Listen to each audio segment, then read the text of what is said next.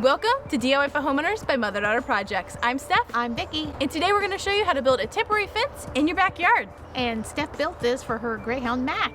And as you can see from this picture, this is what she lived with for a long time. This was a temporary fence and it was time for an upgrade. So come along as we show you how we built this fence.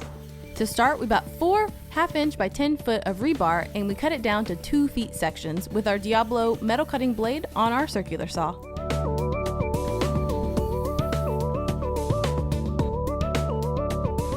We also bought 7 half-inch by 10-foot Schedule 40 PVC pipes that were really dirty.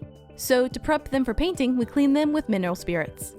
Removing the labels was not an issue as the spray paint will cover that. We cut them down to 40 inches with a ratcheting PVC cutter. We also bought half-inch PVC caps from formufit.com, which makes furniture-grade PVC pipe. We like the simple look of the caps compared to standard plumbing caps. We spray painted all the PVC with Rust-Oleum forest green spray paint as we wanted the fence to blend in as much as possible with its surroundings. To get an idea of where I wanted the fence to be placed, I first used a chalk line to visualize the placement. Then I started adding rebar with an old mallet. Then we got to work.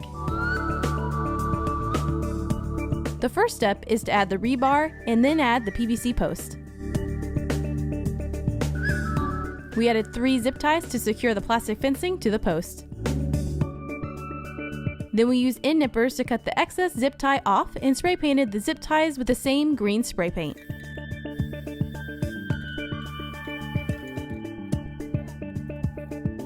You'll also notice we added the caps on the top of the PVC posts. The fence material is called green plastic garden fence, and I went with plastic because I really wanted it to be removable with no sharp edges.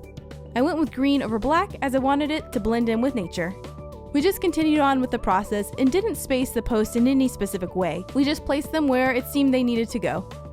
There was some sagging in the fence that we could probably have gone back and fixed, but overall we're happy with it. To finish it off, I stapled it to the gate post which we made in a previous video.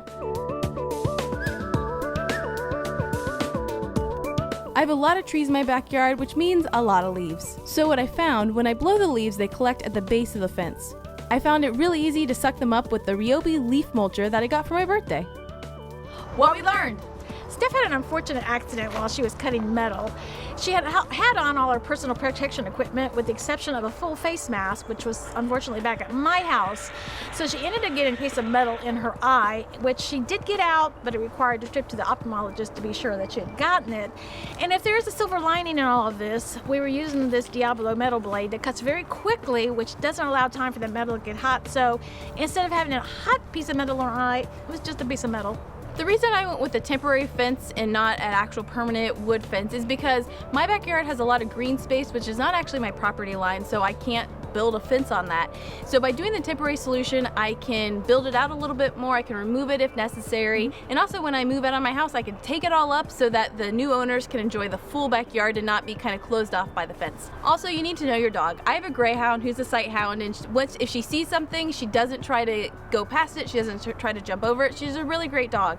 So that's not a concern for me, is having this kind of temporary solution. She's never messed with it. Even what I had before, she never messed with, so I was confident with this solution. Also, she's never left alone in the backyard. That is a big reason why I didn't really need a permanent solution, because I always have eyes on her. Now we had totally finished with this fence, and as we looked around we realized, oh, it's sagging in places. So the beauty of this design was we were able to get more materials and put up more posts. It was easy to arrange them. It was easy to take out the ones that weren't in the right place and fix them. So it was a good solution to this fencing. Yeah, we actually did the math on this, and all the material we bought was under $120, and we got about 100 feet of material, so I think that's pretty good. Now the posts that we made, I wanted to make these posts because I wanted them to have kind of a nice look to them, because you can actually buy posts from the hardware store, but they just have a little bit too much of an industrial look that I wasn't going for, and we ended up doing the math and realized that our post was actually half the price of one of the posts that you can buy pre-made from the hardware store. So without even realizing it, we got a better look and we got a cheaper price in the end with all of this. Oh, hey Mom, come back. So Mom, what did you want to end with?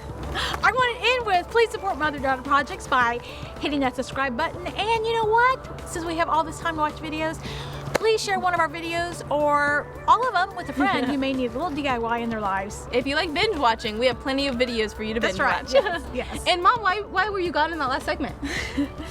Oh, some things were funny. Oh, she'll show you in the bloopers. We'll show you some bloopers of why Mom wasn't here in the Why last this shot. is taking forever. All right, thanks for joining us. Bye. Bye. By the way, I think it's funny that you said you did the math. Because I did the math. I said we did the math. We did. I had the calculator. Ah, that's so funny. We did the math. No, you didn't. She's literally gonna poop. That is the best. Nice. So good. That is the best. Clean up. Aisle 4.